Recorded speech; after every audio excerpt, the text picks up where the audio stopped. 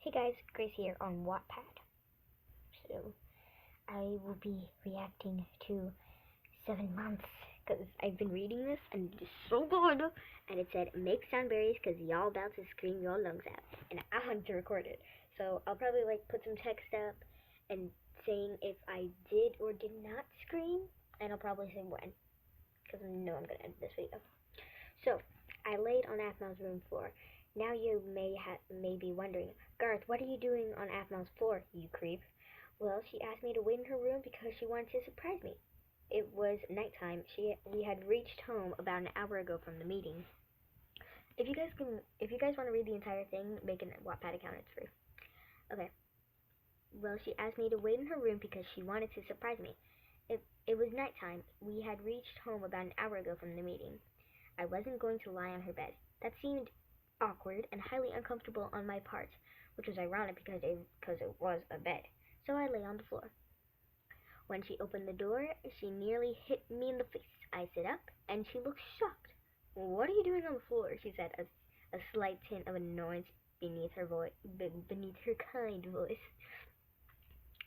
I don't want to sit on your bed. I feel uncomfortable. I shrugged, and she smiled and let out a soft laugh at my ridiculousness. Sorry, I usually read in my head. So, she extended her hand out, and I grabbed it and pulled myself up. She sat down on her bed and patted the area beside her, signaling me that I had to sit there. I bit on my lip and sat. The distance between us practically fictional.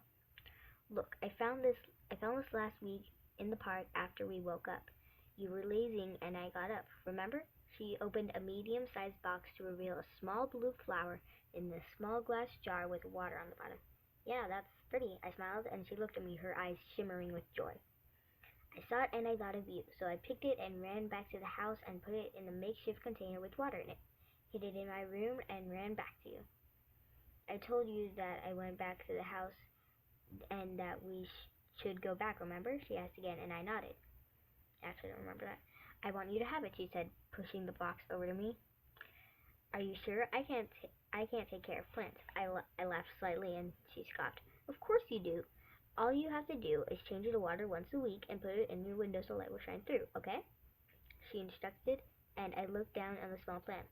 It looked plain, the blue teal color mixing with the white, creating small tie-dye swirls that covered the petals of the flower. That sounds really pretty. See, the petals are like your eyes and stuff, and the yellow in the middle is like your hair, Aphmau pointed out, laughing after she said it. I shrugged, smiling down at the plant. She thought of me. I'll take good care of it, I promised. It was midnight, and I could not sleep. I groaned, pulling my blanket up to my chin, and I stared at the ceiling. And then this is a flashback. Dad, it's only been 3 weeks. Well, maybe a little. I still wonder what they were talking about. Maybe her father was seeing if she missed her original house and the laboratory. That would have been a weird question to ask, though. I go back to attempting to sleep, but my insomnia isn't allowing it. I groaned and sat up, getting out of bed and turning on the light. Can't sleep, then no use trying, right? I hear a knock on my door within minutes of pointless pacing around my room, and I open the door to see Aphmau. Who else would it be to be? Why are you awake? She asked, and I pressed my lips into a thin line. I could be asking you the same question, I said, and she shrugged. Thinking about things I can't sleep, she muttered, and I leaned against the doorframe. So what do you want me to do? I asked, and she looked down at the floor and shrugged again. I saw your light and thought you have something we could do. Pure innocence in her voice. She thought she sounded slightly tired, but it wasn't my place to judge. Well, I have a few books, I guess, I said, and she looked up at me and smiled. Could you read them to me? I'm sleepy, but I can't sleep. Like me last night. So I read all these chapters. She rubbed her right eyes, and I grabbed her wrist and pulled her gently into my small room. I motioned for her to sit on my bed, and she did, while I closed the door and dimmed the light using the panel beside the door. I walked over to my bookshelf and grabbed a random book of fantasy out to fit Aphmel's liking. I turned around and Aphmel sitting cross-legged on the left side of my bed, rocking back and forth slowly. I sit beside her, the book in my hands, and my heart beating fast. Your pillow smells of you. She grabs one of my two pillows and hugs it like a stuffed toy. I rolled my eyes and opened up the book to the first page. And then the sky lit up, a bright light coming from a distance. She could smell smoke and ash, and she could see in the distance flickering a fresh flame in the distance. I read, but I stopped when I looked over at Aphmel. A few minutes ago, she had asked me if she could lie down because she claimed it would be more comfortable, and I allowed her to do.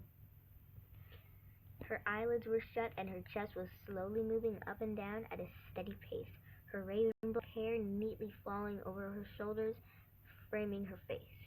She looked delicate when she was asleep. I debated if I should carry her back to her room, but my arms were tired and probably would result in me dropping her and waking her up.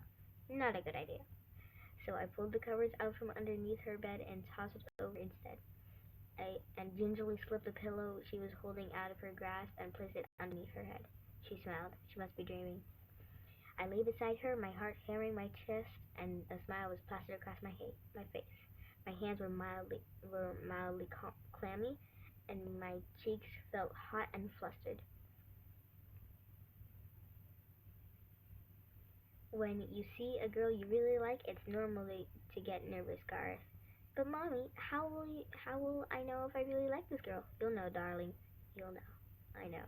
And now I'm in love with her. Oh my gosh. Yes. Garmau action, ladies and gents. Yes. I'm gonna stop it here, but yes. Oh, yes.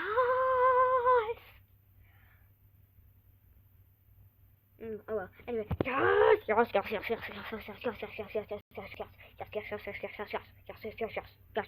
my gosh, awesome sauce. Okay, goodbye, guys. This was awesome.